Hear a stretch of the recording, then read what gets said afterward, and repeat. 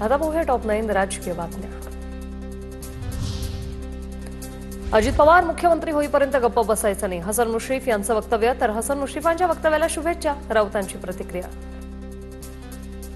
माझ्या शुभेच्छा आहेत हसन मुश्रीफ यांच्या वक्तव्याला आणि अजित पवारांच्या पुढल्या कार्यकर्त्याला आमच्या शुभेच्छा आहेत। अजित पवार यांच्यासारखा सक्षम नेता हा या राज्याचा मुख्यमंत्री होणार असेल तर आम्हाला दुःख होण्याचं कारण नाही।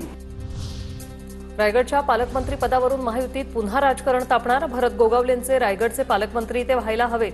15 ऑगस्टच्या ध्वजावंदनाचा मान गोगावलेंना मिळावा अशी मुख्यमंत्र्यांकडे मागणी करणार मंत्री उदय सामंतांची प्रतिक्रिया।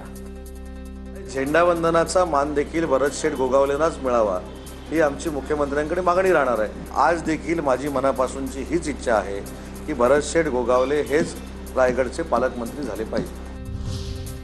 शिवसेनेचा बाप मीच असं वक्तव्य करणाऱ्या परिणय फुकेंनी व्यक्त केली दिलगिरी। कुणाच्याही भावना दुखावण्याचा हेतू नव्हता, माझ्या विधानामुळे मित्र पक्षांमध्ये गैरसमज झाला, फुकेंचं वक्तव्य।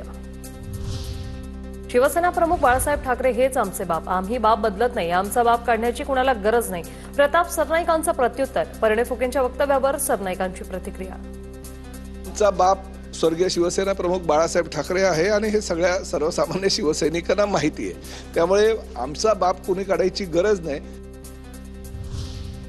धनंजय मुंडेंची मंत्रिमंडळात परतण्याची तारीख ठरली असावी, सतेज पाटील यांचं वक्तव्य। मुंडेंना कुणीतरी आश्वासन दिलं असेल म्हणून ते बंगला सोडत नसतील अशीही प्रतिक्रिया। ते मंत्रिमंडळात परत येण्याचं त्यांचं काहीतरी तारीख ठरली असेल, कारण की शेवटी पुढे काहीतरी आश्वासन कुणीतरी दिल्याशिवाय ते सोडला नसेल, त्याला कारण तेच असेल। मनोज जरांगे यांचा मुख्यमंत्री देवेंद्र फडणवीस आणि पंतप्रधान मोदींनाही इशारा। जर आंदोलनात चूक झाली तर त्याची किंमत मोदींनाही मोजावी लागेल, धाराशिवमधून मनोज जरांगे यांनी दिला इशारा। मतदारसंघातील नागरिकांना खुश करण्यासाठी आव्हाडांचं वक्तव्य। आव्हाडांच्या वक्तव्याचं खंडन करतो, निषेध करतो सुजय विखेंची टीका। सनातनी दहशतवाद मान्य करावाच लागेल, या आव्हाडांच्या वक्तव्याचा केला निषेध।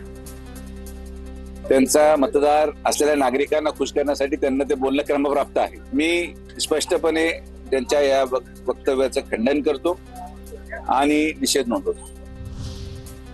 नांदगावकरांसोबत राज ठाकरेंच्या भेटीसंदर्भात बोलणं झालं होतं। 6 तारखेला मुंबईत असल्याने राज ठाकरेंची भेट होईल, बच्चू कडूंची प्रतिक्रिया।